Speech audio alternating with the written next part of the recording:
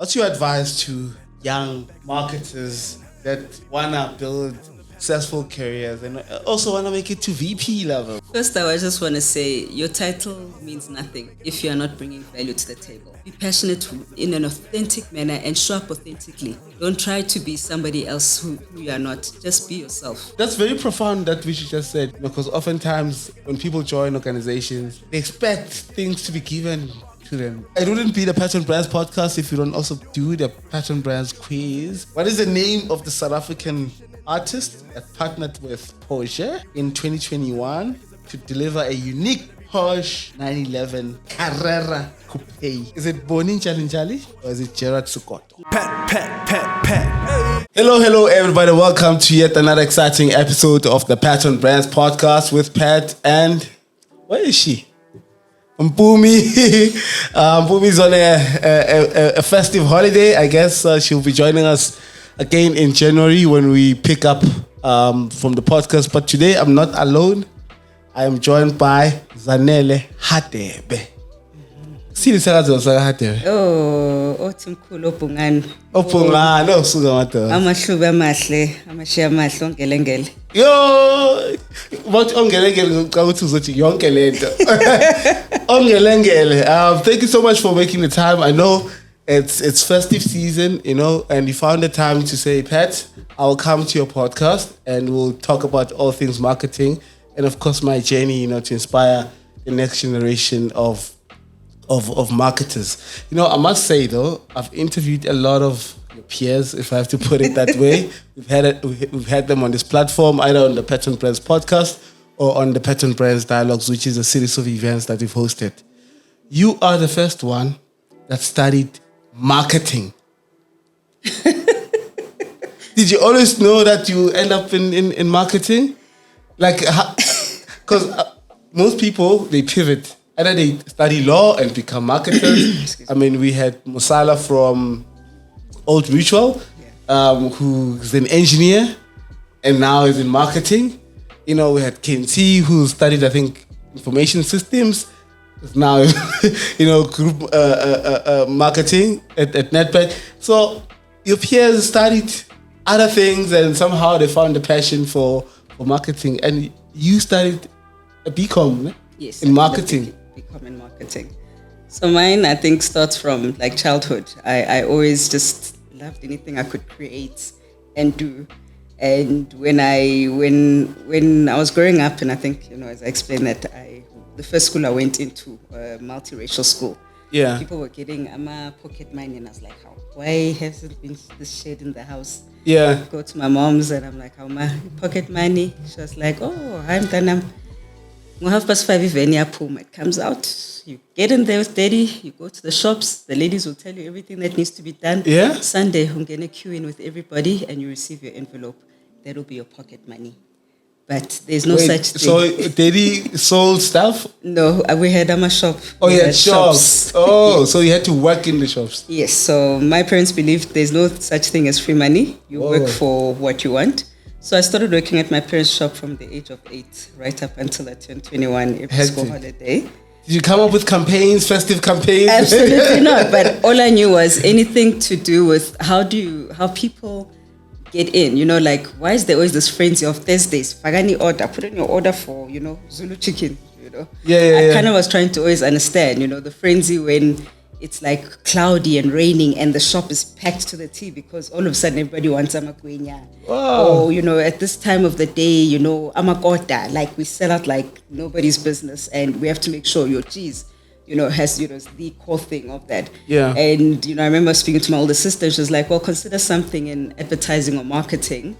I think that's where you'd really enjoy it. So when I got At what age were you when you had that conversation? I was young, hey. All I know is that when I got to standard 8, I'm sorry guys, about grades still don't grade 10, in my mind. Grade 10, so you must understand which era I'm from. Yeah. And you have to choose your subject. But at least you're not the form level. You're form 2, form 3. No, I'm a little advanced more. Yeah. But when I got to that point where you have to choose your subjects, I think it was actually standard 7 to for standard 8. everything that said biology, physical sciences, I was like, goodbye, I am. Sure. And I stuck with all the other ones. And when my mom asked me, okay, subjects. Exactly. Yeah. So when my mom asked me, okay, what do you plan on studying? I said marketing. And the first reaction was, oh, so fun go actor match. I just want to be on TV. I said, TV, and this is, it's about how you sell things and how you position them. That was that a fight. But look, your aunts are doctors and your uncles, and I was like, marketing. This one I'm gonna stand on as tigeress as you can be with me. Yeah. This one I'm standing on, and I went to varsity, did my marketing, and it filled my soul. And this is the love of my life, the love of my life, which is marketing, the passion for packaging and putting out. But I think I always say, when you're a marketer, first and foremost, before you think of the glamour, you're a salesperson. Can you sell good and proper? And that's why half the time then I have my sales colleagues saying, why don't you join sales? I say, that's not my priority. Gotcha. But I must know how to sell. And if I can sell to you guys as salespeople, then I know how to get my job done as a marketer. Do you remember the first ad that you saw that really captured your imagination? I got to be recruited at Old Mutual on the marketing graduate program. Obviously, we all wish to be on the Unilever, Procter & Gamble, but I made it into the Old Mutual one. It was a marketing focused one with other individuals who also came from having studied marketing at other different universities.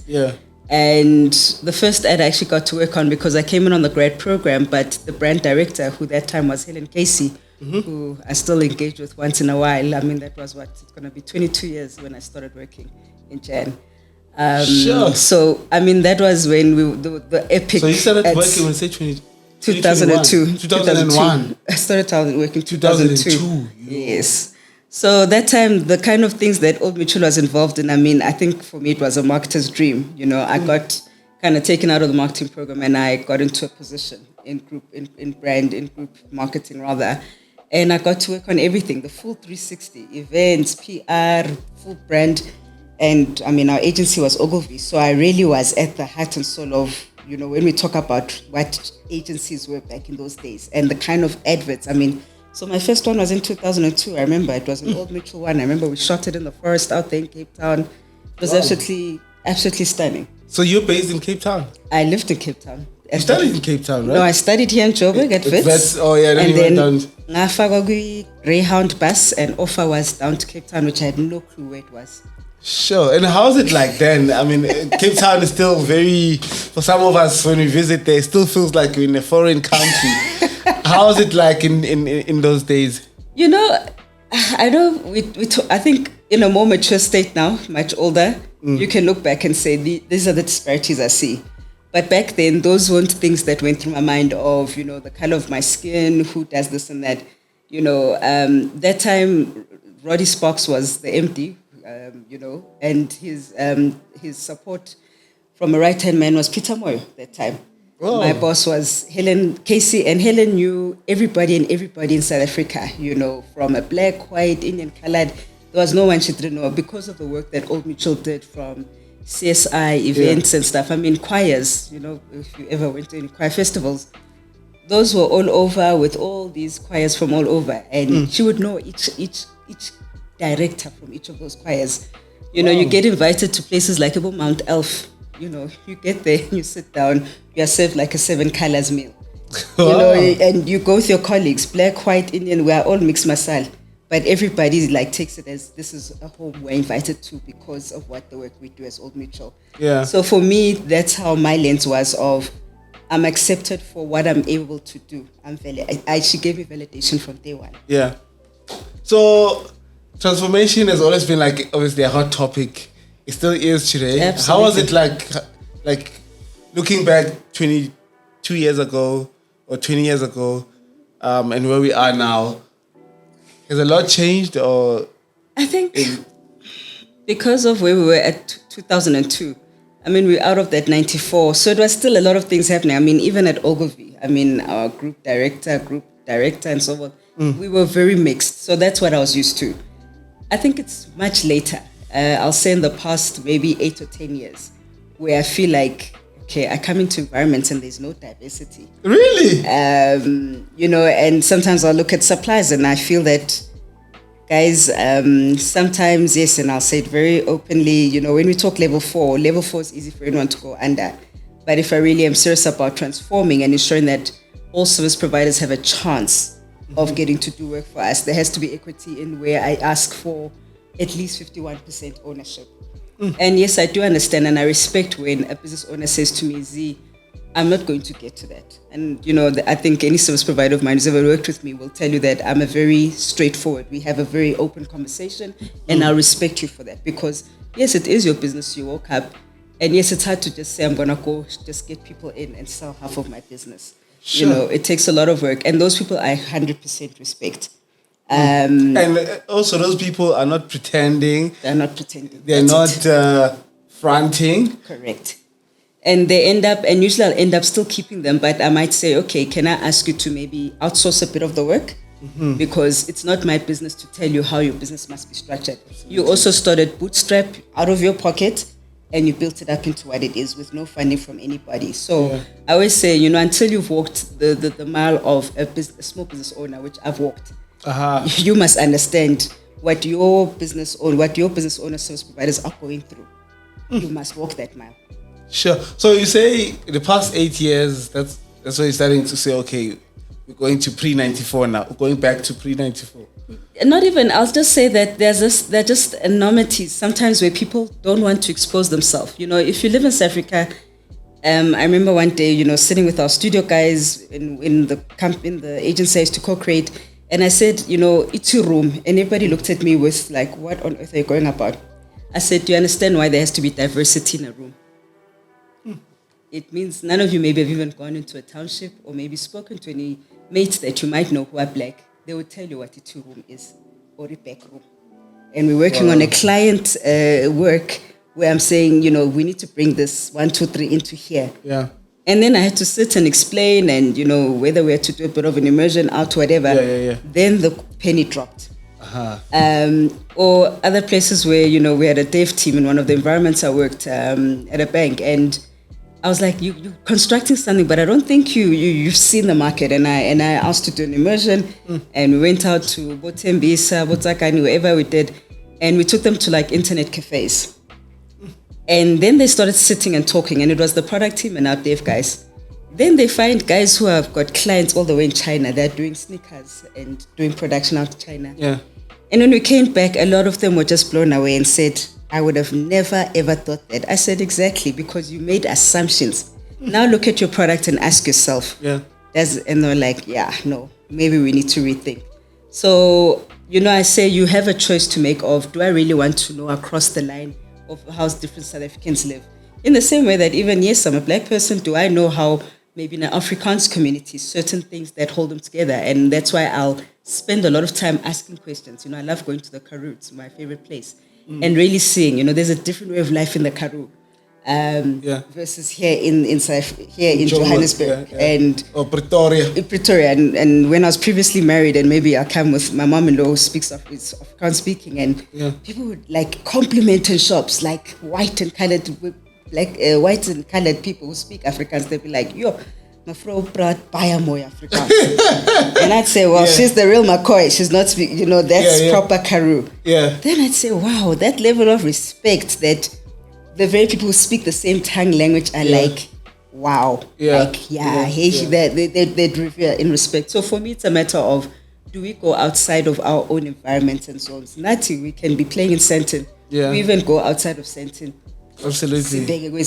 Yeah. I mean, even with myself now, obviously living and working in this area, sometimes you become blind, to the realities out there, because we live in such a protected, for lack of a better word, area where things are easily accessible. Correct. Data, internet is not an issue, unlimited, whatever, fiber. But someone say, when you send them a video on WhatsApp, they're like, hey, you should get data. Exactly. And you're like, and it's a real, that's their reality.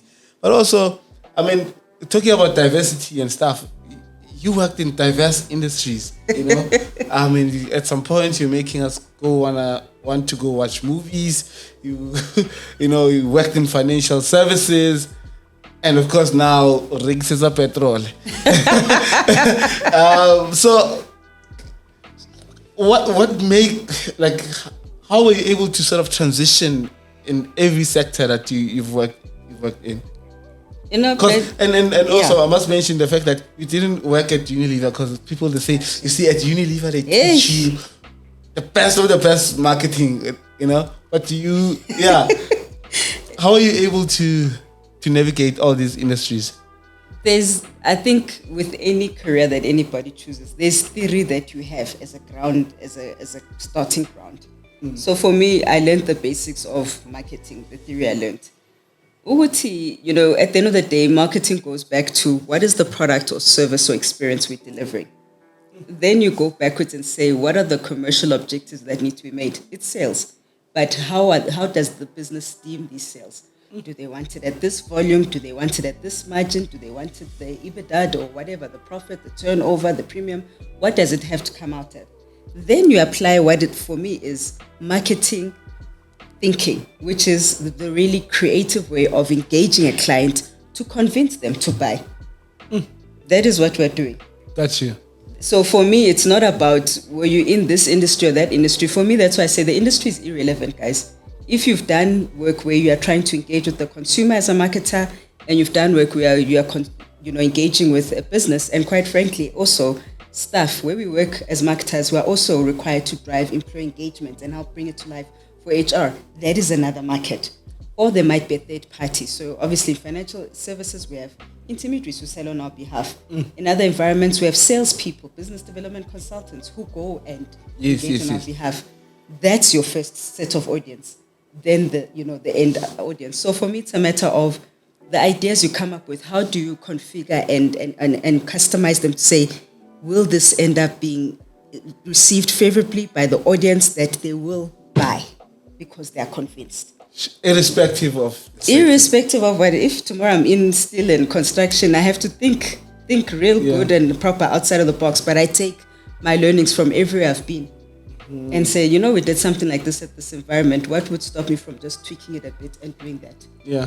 So you sort of have to reverse engineer and understand primarily how the business makes its money at the end of the day. Then sort of map it back. Correct.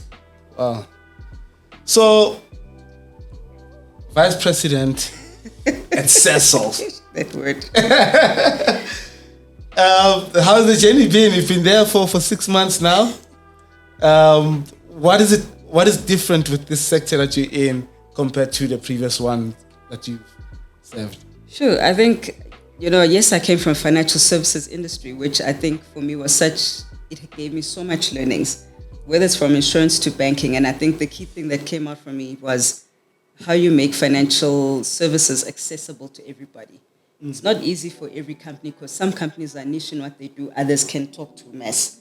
It's the same from, I think, in a fuel industry, it's where a product goes. Yes, the basic one that everybody knows, it's either you are filling up your truck, you're filling up your car, you're filling up your diesel engine, but our product also is used for so many things.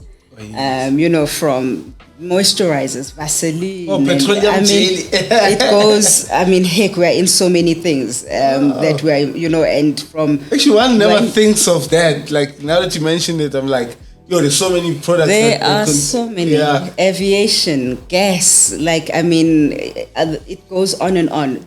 We're doing, renewable energies. Yeah. We've got fleet, we've got fleet management solutions.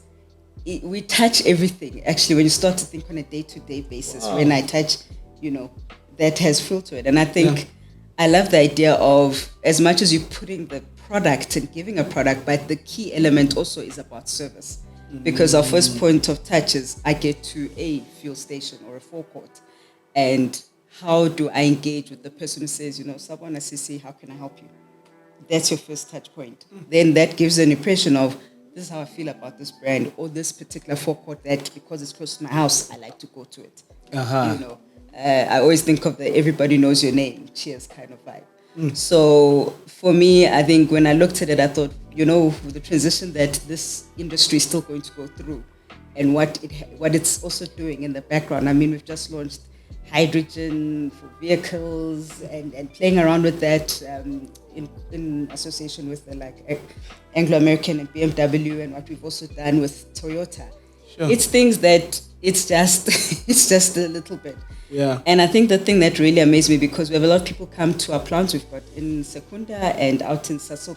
There was a delegation, I think, from Norway that I happened to join to go do a site visit. And as I said, they're listening to these guys, one of them said, we're all obviously engineers in this room, and you must understand that anyone in the whole world, when you're studying this Sasol is critical, because, Sasol is at the forefront of technology. And I was like, hi guys, we don't take, where we actually underestimate. It is a South African brand. And it's a South African brand. That was also the other thing that I didn't realize when I joined the organization, until one of my team members said, we're actually a born and bred South African company. Wow. I was like, we have this bad perception of thinking when a company is global, it comes from outside. Absolutely. But we were born, bred, built up from here on this ground. Sure. And that for me was what made me fall in love. Great. And did you get discount on petrol? Was my first question. Is it? No. So zero discount. So you also pay the same? I pay the same rate, guys. It goes up, I pay. It goes down, I pay. Oh my goodness. I thought at least you'll get that, that benefit, But above and beyond, obviously, with all these innovations that are coming out of Sasol at the moment, like you mentioned the hydrogen project and all these other stuff. What else sort of excites you in the morning when you get up and you say, I'm going to work for this giant of a company? I think the first thing for me is what is possible for the team. So my biggest passion point is developing and building up teams. And I always say, there's always that thing, when a new CMO is in town, hey, new broomstick scheme, hey, there's a new sheriff in town, so things are gonna move around a bit. Exactly, and I think for me the first thing, I'm always interested in understanding each person. So I sit down and get to know each team member, and understanding who they are, where they're from, why they chose to do what they do, and where they fit in the whole scheme, and what is their input. I think the second aspect to it from what excites me is we're just scratching at the bottom. There's so much to do. I mean, I'm like a child in a candy shop, because I only choose environments where I'm passionate. I'll only do work that I'm passionate about. And therefore, when we're conceiving of why we should roll out this campaign, there has to be a proper think behind it. How are we going to measure it? Is it going to drive this behavior? Because if you can't drive that behavior, tell your shareholder, give me some space. Yeah. But you have no choice. We're in a commercially driven environment. Yes. But I think for me, it's those things. And also what is possible. I mean, heck, there's a lot of things in the mobility space. We haven't even started to touch on EV chargers, and there are gazillions of things, guys. Sure. So does a future filling station look like a place where one can pump normal fuel? There'll be a charging station. There'll be. How does the future filling station look like? From a mobility perspective, that is what the future looks like. Yes, our Europe and and states are quite ahead. I mean, you go to the V&A waterfront, they've already got some filling. They've already got EV stations. Yes. If you go to our site Sasol, where the pantry is, there's also EV chargers there. Oh yes, So that is part of things of how the progress in society is going to happen. Each market is going to go at its own rate, but I think that's just fuel. We're also in a convenience space, and convenience is about the consumer of today wants it now. So first you look at the actual trends of what is behavior. Really shame, I sing a kumamanga, but we have been made to be a bit lazy. You're like 2-minute drive. Let me just obeta the app and get it delivered. Absolutely. Even if it's just one coleslaw packet and a packet of pumpkin. And pay more for delivery than the actual product itself. So when those are the trends and the behaviors you see, you start to adapt. So how do we take convenience out to consumers? How do we bring convenience into our environments? Sure. We also have, yes, we've got Seattle in our environments. We've got our own brand of coffees. We've also got certain food things that we've started rolling out. And it's because the consumer of today just wants convenience. You look at retail and you look at big malls, where's their occupancy versus strip malls? People just want to drive in quickly, run in, grab, get out. Yeah. You know, there's some who still have to walk throughout the whole mall for how long. So I think, you know, we don't just compete with us as my peers down the road from the other brands, but we're also competing with a retailer. You know, a Pick and Pay is also someone I'm competing with. You know, Bootlegger as a coffee brand, I'm also competing with them, because who are you gonna go to get your coffee in the morning? It's such a diversity of things that we have. You know, yes, like other people, you can come on our site from a career perspective, have something sent somewhere or receive it.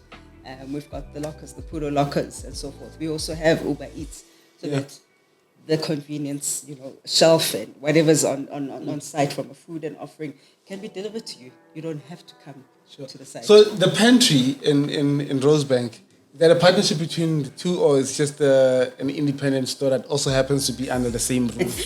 It's a partnership between Sasol and the Marble Group.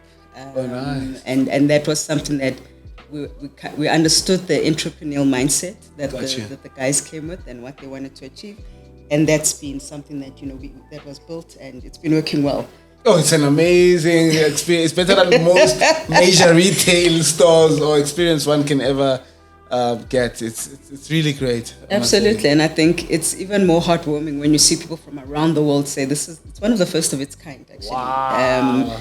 At that level, and the experience is amazing, and you know, the thought process behind it. You know, I like, there's so much that I've learned also just sitting with the owners now and then, you know, but what I've heard from them and the things they focused on, customer experience and so forth, those were key elements. Sure. I'm sure you're also drawing some lessons from them. There's a lot of lessons to learn from them. You know, a partnership requires that we learn from each other. Yeah. And what can we do better? Got you. Yeah. I mean, earlier on you touched on, obviously, you know, when you walk into a company, you want to understand the people that you find there. You're interested, you know, in obviously developing a great team. A lot of us, I say us, even myself as an employer, who also happens to be a lot younger or whatever, but there is a challenge, or there's a common topic when it comes to these millennials, these Gen Zs, you know, that they are a different kind. What has been your experience? I mean, you having, you know, led different, I'd say, generations and teams. What's different or what's special with this current cohort of graduates?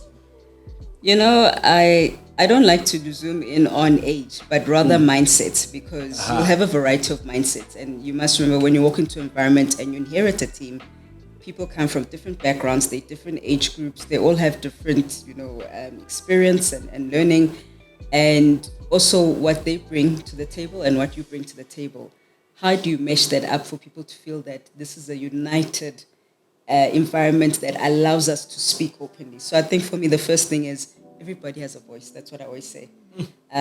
When you walk into an environment, you must remember there's a certain culture maybe that's existing there, certain nuances, good or bad, but you have to kind of bulldoze through those to make a team feel that each and every one of you has a voice. In the same way that service providers, you know, I always say marketing team and service providers have to work as a family unit. You know, it's like saying Ingane is our auntie and then these other ones from that other uncle. We all have to work as one big unit. But the key thing is really, are we driving a united front? Are we hearing everybody? Because everybody, you know, and how do you stimulate conversations that there's nobody who feels a bit of fear? And I think sometimes you've also got to be very honest and straightforward. You know, I talk to my team about Z is just run down, and I know I had very particular thoughts about how I wanted to run the session, but I'm actually tired, guys. So today we're going to have just a chat. I'm honest, and then the team feels like, yeah, we also feel exactly like that. Because you can't... She's not going to come hard on us today. Exactly. And I think what I love to hear is for everybody to have the views of whether it's the Gen Z, whether it's the millennials, hear everybody's views, and let's have a very engaging discussion, robust discussion. Arguments are fine, as long as we do them with respect. But we walk out with this was what we all landed on at the end of the day, and walked out. So it's finding that, and I think, you know, when you've got a lot of levels in an environment, you know, I'm very used to very, very kind of flattish, but when you come to an environment where there's a lot of levels, it takes a lot of work to try and make everybody feel that they're part of, it's not like here you must stop. You cannot talk to the next one and the next one and the next one. Yeah. How do you get rid of that? Because that's what will affect your younger folks who are used to being vocal and so forth. And vocal they are. Vocal is good. Vocal is good as long as you bring a thought to it. And, yes, sometimes some of them will come with an idea and I say, okay, let's think a little bit about it. Let's go back to what is the business trying to achieve? Yeah. What do our financial indicators show us? When you hear our, senior vice president and our, executive vice president talk about 1, 2, 3, what goes through your mind? Okay, if you take and retune this idea, how would you be able to utilize it to deliver on that? Then a person kind of has, and I say, so when we dream of ideas, we must be careful not to dream about them in a vacuum. They must be filtered into the business commercials and what has to be delivered, because the business will give you more respect and give you time because they're like, wow, you understood what we needed to achieve and you came with something that will enable us to take that and make it happen. So what makes a great marketer? Sure. That's a very difficult one. I think if you want to really excel as a marketer, maybe that's the way I'd put it. Yeah. You have to be very strategic in your ability to interpret what a business seeks to achieve so that you can interpret it in terms of a strategic marketing drive, if I can call it that. And at the same time, you must be very good operationally to execute what you come up with. And I think it also goes to even agencies because those are marketers as well. Yeah. Dream up the idea, but the catch of it is execution. Don't present it to a client if you haven't sat with production and say, can you bring this to life? Sure. So that when you walk into client and client says, I love this, can you do, then you still say, I must go check. It's the worst 10 off, Yeah, it's a 10 off. So for me as a marketer, I always say, you must be strategically inclined. So classical marketing, can you unpack and it's a good think of it from a brief. Who is my audience? Why, what is it you're trying to solve? What is it that I have to deliver on in order to solve this issue? Then understand the numbers. What are the numbers I need to get in? I.e., finance, can you tell me you want to see 10,000 rand, you want to see 5,000 rand, you want to see 2 rand? Right. Now, when I take it as a marketer, I always respond with a marketing strategy, which is a response to the business strategy. And then I'm able to interpret that into now from a creative and what I call a communication brief to my service providers to be able to give me some sort of direction of how they would package and take it to market. But I have to give a clear vision. The clear vision says that we have to be number one when it comes to convenience. We have to be the number one perfume brand in the world. And here are the first thoughts in my mind as a marketer of 1, 2, 3 must be achieved. Do we have a fragrance that really stays with people? They know it even when you're out of the room. Does it identify? Can the audience actually identify with it and so forth? You make sure that comes through, because when you are clear and you are not vague in what you are just saying people must come up with, they go back to that because it's their checklist. So when they stand up and talk between for a strategist and a creative team, there's one hymn sheet. The three of us must all talk from one sheet. Sure. And that to me is what makes a good marketer. So you must be able to think strategically. You must be able to operate and execute efficiently. Thirdly, you must be able to motivate and inspire everybody around you. If that passion doesn't come through and you are clear in your vision, everybody around you just, it's like the chickens on my parents' farm. They're running, 32 of them everywhere. There's no order. Yeah. Great. 2023 has been obviously an interesting year. You've seen a lot of campaigns come out. You saw Barbie, taking the world by storm. How do you rate 2023 from a marketing perspective? Would you say we saw some really exciting campaigns, some really exciting executions? I always say, actually I was asked a similar question somewhere, and I said, when I look at other marketers' work, Isandla Somuntu, I can tell it, the hand of that person. I can see it. Sorry, I don't know how to say it. Isandla Somuntu was born. I look at work that comes out of momentum, and Nontogoza has a particular way, I would say, in how she's anchored women empowerment and how it's feeding through the whole organization. Yeah. When I look at, okay, Sydney has entered an ABSA environment and you see there's clarity now. This bank owns this color, red. Yeah. We're not all over color run of some sort. Yeah. You can see that person has arrived in the building. Their work speaks for himself. You know, you look at what Spusiso and you look at what African Bank is. Okay, there's clarity, there's one messaging, it's pulling through in everything. It's not a wadir makar all over. Sure. So that's why I say I look at a marketer, their work speaks for what they're good at. Wow. And it comes across. How important is that as a marketer? I think it's something that you spoke about of air around, you know, that, oh no, you did actually on air during this interview when you said, you know, when there's a new sheriff in town, you know, obviously some want to rattle what is already there, but some wants to take time to understand the team and obviously the brand and all the dynamics in place and, you know, enhance what's already there. So how important also, like, speaking of the names that you mentioned, or Sydney, or Ntogozo, or Spu at African Bank, like to have that signature sort of as a marketer, you know, with, like you say, you can see with now this is using your exact words. To me, then it goes back to the fundamentals that I stated of what will make you an outstanding marketer. Because for me, you can see there's clarity in the strategic thinking from the marketer and they've anchored it. Number two, there is clear of execution, consistency in execution. Number three, there's a clear vision that they preach and it must be followed through across the board. You know, you don't just do it only in brand, you do it in PR, you do it in experiential marketing, you do it in everything.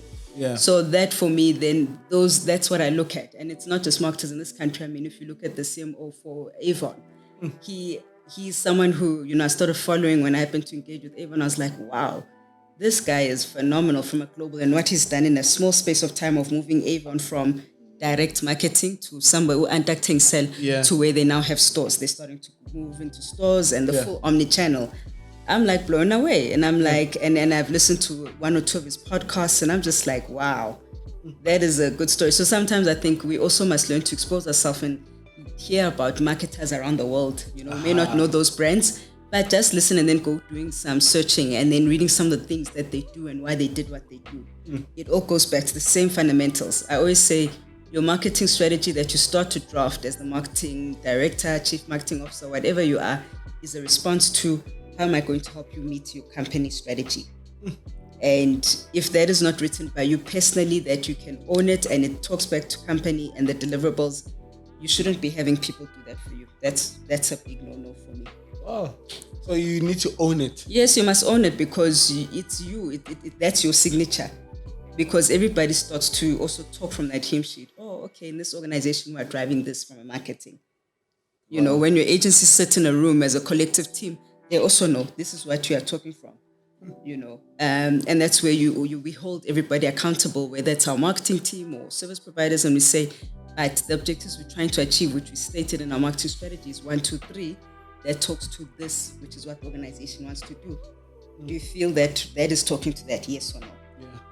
But also, I mean, you hear in the industry, when I say industry, in the advertising industry, you know, I've had obviously those that have sort of walked the path before me often say the standard of, or the quality of our advertising has dropped.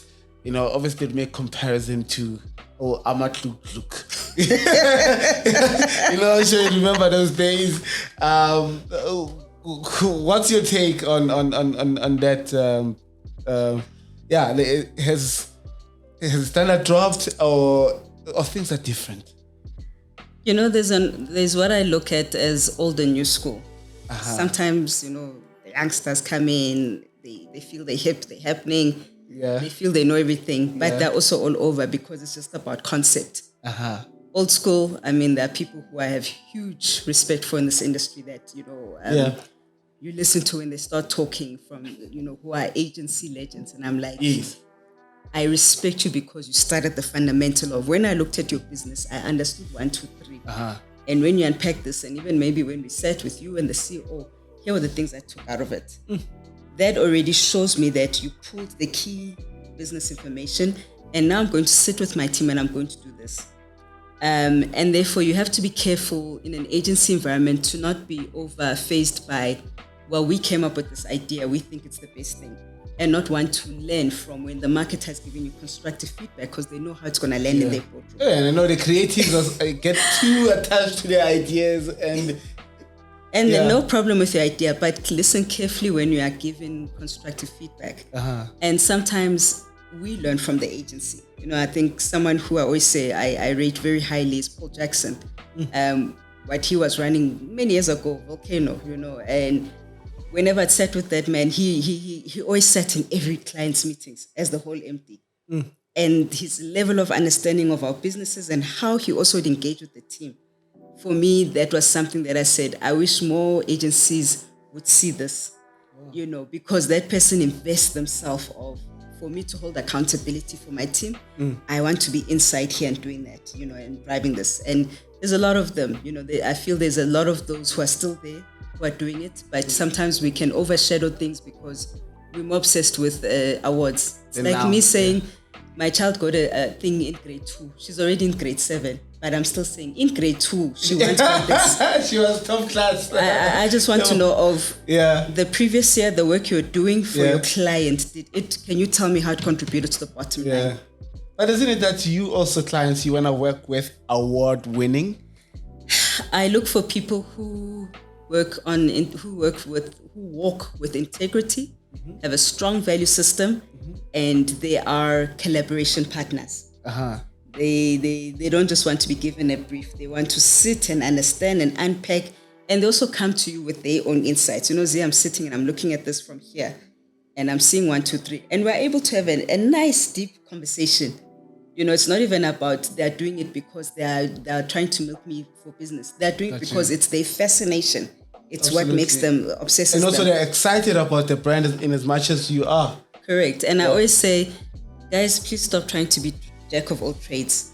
If you are good at conceptual, stick to that and say I can do conceptual, but I'm not going to lie to you and say I can do retail. Retail is a fast moving and that I would feel you would be better off with my friend across the street because they're damn good at it. Don't be scared to say, can I bring in these friends of mine? They're good at it. Because sometimes I think people want to take the whole pie. No, I know how to do this, but you're going to phone everybody who's a freelancer to bring them on. So I think it's also a message out to the industry from agencies. Don't be so greedy. You want the whole pie. Say I can do these 4 things and I'm damn good at them. But there are 2 others I'll bring in. Okay. Maybe let me ask you a question because obviously as an agency owner myself, who runs a 3-year-old. This sounds like a pitch. No, it's not really a pitch. But so as an agency owner, 3 years old, obviously, really starting to, put some skin in the game. We haven't had opportunity or chances to work on like really big brands and big campaigns, except for the ones that you create for ourselves. Then how do you determine what you really are good at as an agency if you haven't, got the depth? Yeah. It's a hard one. So I have a view on you've got to have the partner who's got the experience. But I always encourage those who've got the experience, please bring in 2 or 3 smaller people, smaller businesses who are on the pipeline of learning. Sometimes I'll personally identify. And I mean, recently we just delivered our conference and it was phenomenal. And we had our event partner who did it for us. And I asked them, I said, our opening videos and so forth, I'd like a particular group of people to do it because they're good at manifestos specifically. And I think, in general. And I asked them to reach out to them. And they did. And they did a fantastic job from that. Sure.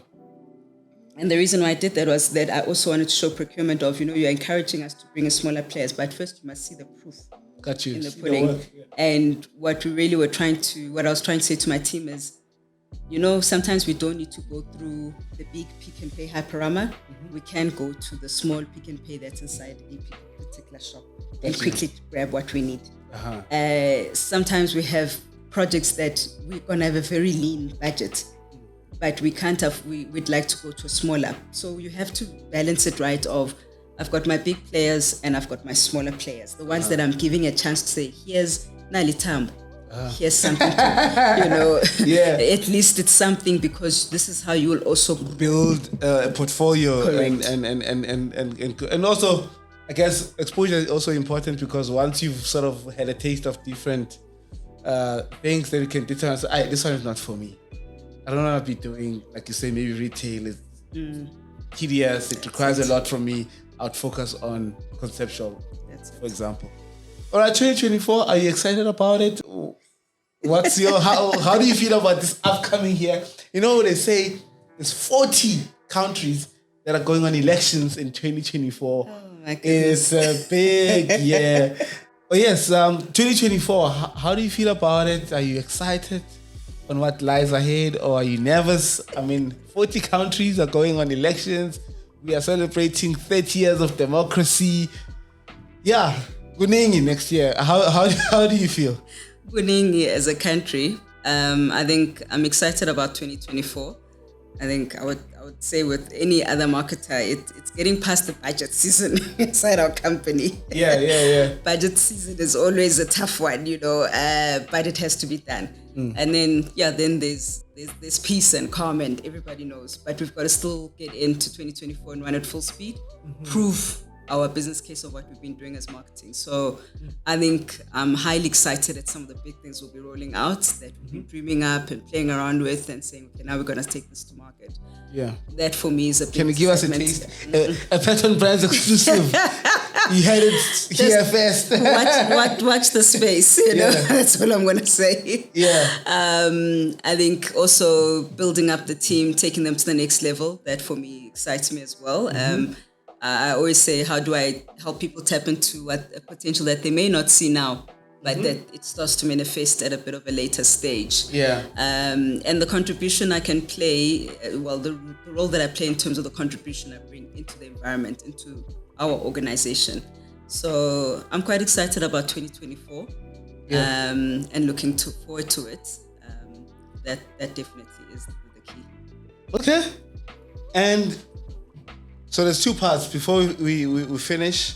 The first one is, what's your advice to young, you can look at the camera there, up and coming marketers, that wanna build successful careers and also wanna make it to VP level or CMO level, or even CEO?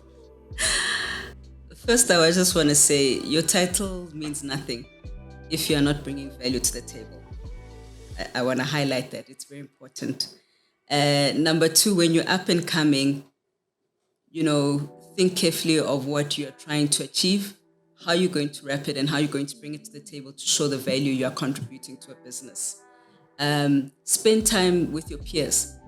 If you're working in a baking industry, talk to people in FMCG. If you're in FMCG, talk to people in another industry, because you must rank yourself next door to your peers. I mean, yes, I'm in a group where, we speak as marketing heads, CMOs, we're a mixed masala of group of people, and we have our views and we're able to express them and engage, I think that for me is key. And number three, exposure.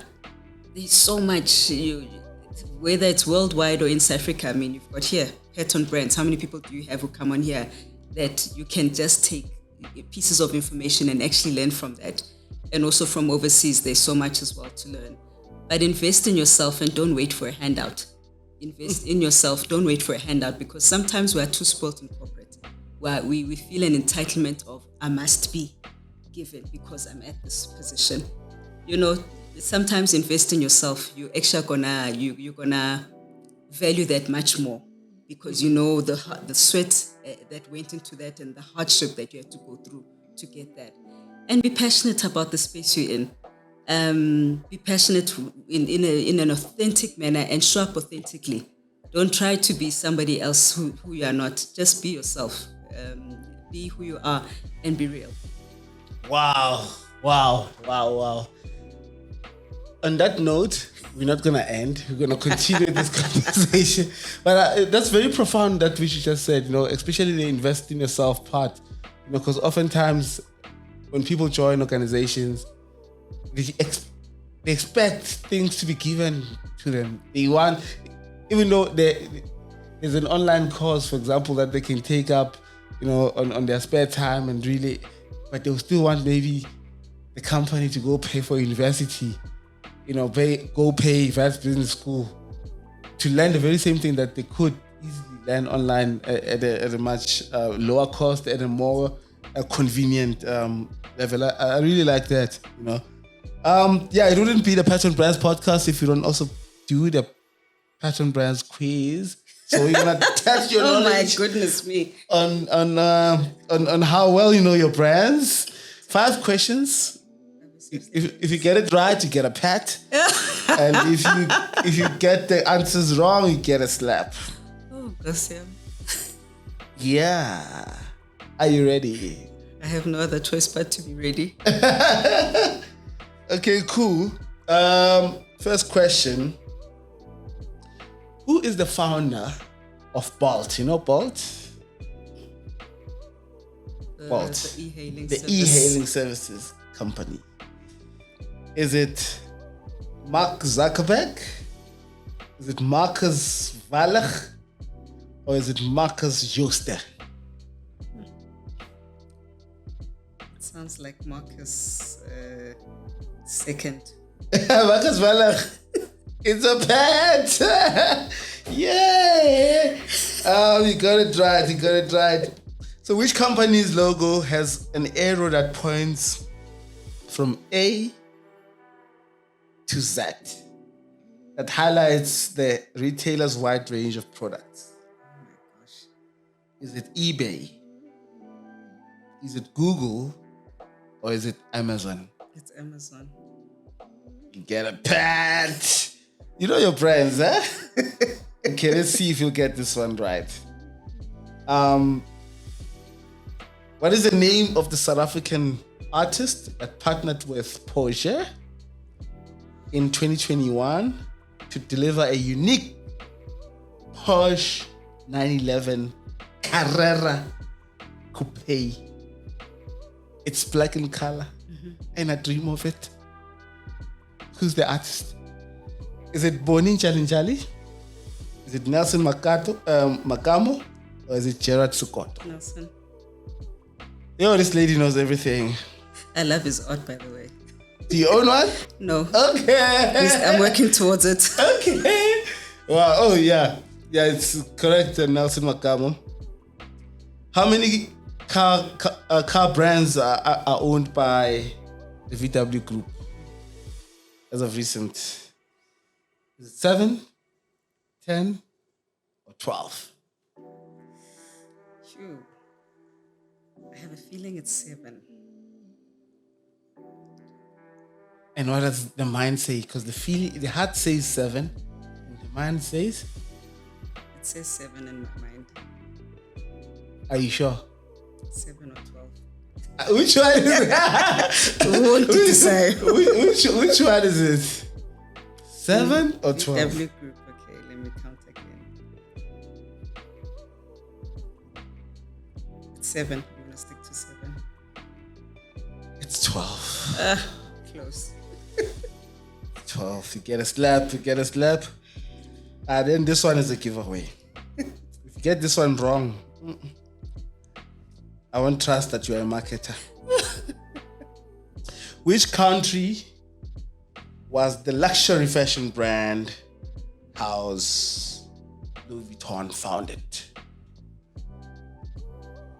Is it Italy? Is it France? Or is it Spain? If I'm not mistaken, it was France. It is France. You get a pat. So 4 out of 5. You know your brands, eh? You get a pat. Zanele, so if people want to get a hold of you, she's still stuck on the quiz. Yeah. If people want to get a hold of you, They can reach out to me on LinkedIn. Just search for Zanele Hadebe. yeah. Easiest way to get a hold of me. Great. Any parting shots?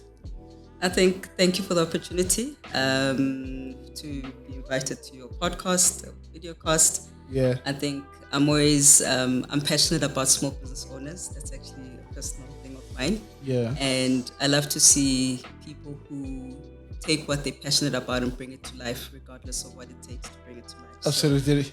Regardless of a first production break. So thank you very much for creating this type of platform where you are also utilizing us to empower and share what we can share. Awesome stuff. I can only wish you many blessings that your platform will grow and grow. And Thank you. That's really humbling, and thank you for making the time. Like I said, many people are like, "Yo, Pat, December, yeah, and fatigue. Let's talk next year." The best one I've had, someone says, "You know what, Pat? I don't want to